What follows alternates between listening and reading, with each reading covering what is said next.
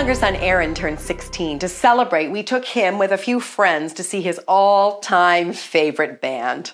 Aaron loved Switchfoot and all things Switchfoot. All through his preteen and teen years, Aaron breathed the fabulous music of this band that had mentored him. Drum sets, keyboards, microphones, recording equipment, guitars lined the walls in our basement. And much of what Switchfoot wrote, Aaron learned, memorized, and performed. I mean, I'm telling you, everything was Switchfoot. So on concert night, as we piled into the van to head into Philadelphia, one of Aaron's friends delayed in the driveway on his knees, hunched over poster board. And we were like, come on, what are you doing? Get in the van. And jumping in, he showed us the big, bold message written in chubby markers. It's my birthday. Can I play stars with you? And I remember thinking, who asks to perform with a band? That's pretty presumptuous. And of course, I mean, it'd be nice, but what are the chances?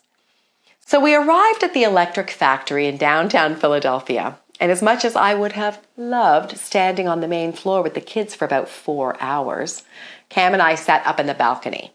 Perfect view, comfortable seats, we're good. And 2 warm-up bands later, the lights went out, and the crowd roared, and Switchfoot finally took the stage. Now, I got to tell you a little bit of background information here. From the time Aaron was a little guy, he struggled with sharing what was going on inside him. If he was hurt, if he was afraid, if he was angry, whatever. I mean, the tears would flow, but he just couldn't seem to form the words to share what was going on in him. So one year, in fact, I actually sat with him daily. I'm saying every day after school for extended periods of time. I'd be like, Aaron, honey, I'm right here if you want to talk. I'd say, I'm listening, sweetie. I really care about what's going on in you. I'm so sorry you're hurting. When he was in elementary school, Aaron would sometimes walk like a little toy soldier, his knees barely bending, his arms stiff like he was marching. I was like, what is going on here?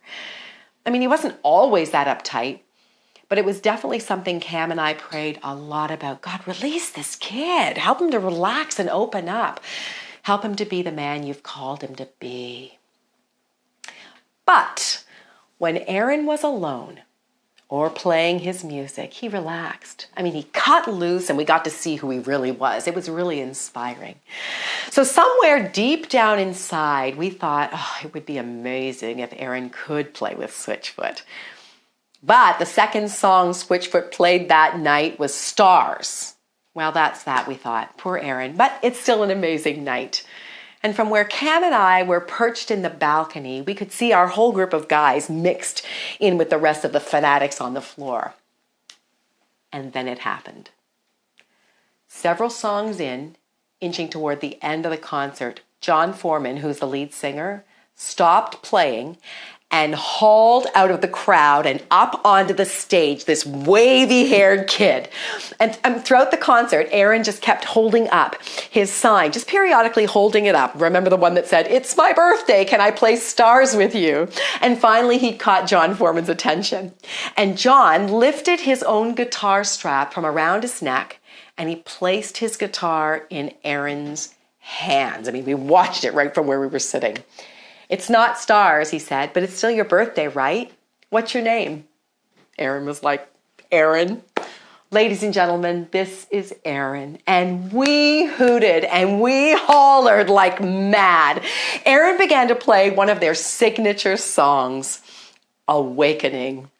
He rocked it out with the band. I mean, he came alive like the Aaron we knew was in that 16-year-old frame. He was jumping in the air and landing on the downbeat, taking command of the stage, and his hair was just flying. I mean, we were freaking out, hooting and hollering and cheering him on, and there he was up with his hero, his mentor from afar. You know, today, Aaron still holds that. This was the most pivotal moment in his life. Now, that's what was happening in front of the crowd at the Electric Factory that night. But here's what was simultaneously going on in the balcony. As soon as we realized what was happening, Cam, My analytical businessman husband stood up and lunged forward, leaning way over the railing, and he yelled. I mean, you guys, he yelled over and over, "Aaron! Aaron! Go, Aaron, go!" Like over and over. He was red-faced, tears pouring. His dad didn't give a rip about anyone. His eye was on his kid, who was alive and doing his thing. "Go, Aaron, go! Go, Aaron, go!" And I was catapulted into a conundrum. I was thrilled for Aaron, but I was stunned by Cam. I mean, my perfectly poised husband was wrecked at the sight of the freedom and vigor of his son. Cam cheered that kid on like I have never seen him cheer in 30 years of marriage. Never. All dignity was totally gone. I mean, it was mesmerizing. Now, after I quickly got over my ridiculous instinct to quiet him down, can you believe that I did that? I mean, I was embarrassed. Can you imagine? I actually had a holy moment in the electric factory. It's you. All I could think for a few swirling moments with tears just streaming down my face was, God, Daddy, it's you. That's what you're like with us, isn't it? Go, baby, go! Go, baby, go! What a sight. What a revelation of God cheering on his kids as we do our thing. I still tear up to this day when I think about the song God chose for Aaron that night. It wasn't Stars as we'd hoped. It was Awakening. And it's for Aaron, it's for you and for me and for all people everywhere. Awakening. Take a look at this clip of that very scene that night and write down any feelings or thoughts that come to you. Don't edit. Just take a look.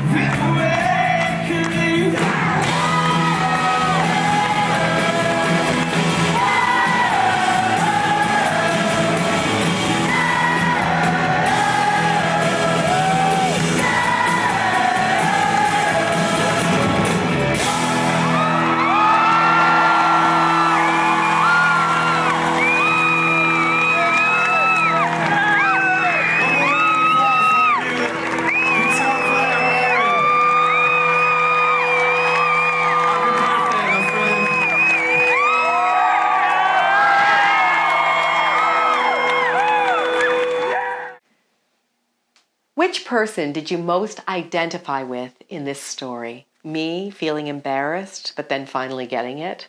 Cam cheering on his kid? Or Aaron experiencing a pivotal moment of awakening?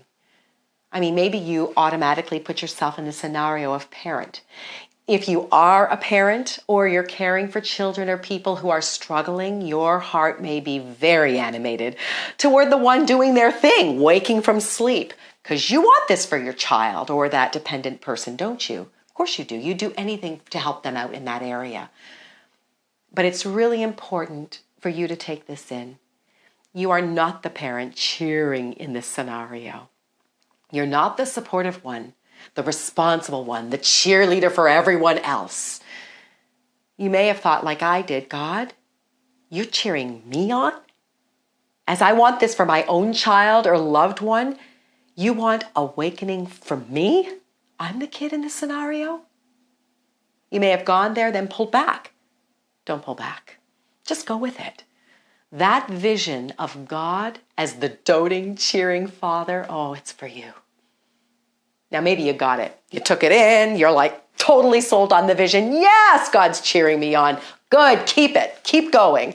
I've used this story a lot because many places I've spoken, it just fits. Or women have actually asked me to repeat that story or have gone gaga when they've watched the clip from that night. There's just something that resonates with us. This is what God wants for you, truly. And even if you can't grasp it for yourself just yet, that's okay. In the next lesson, we'll continue digging into how God sees you so that you can start claiming it for yourself.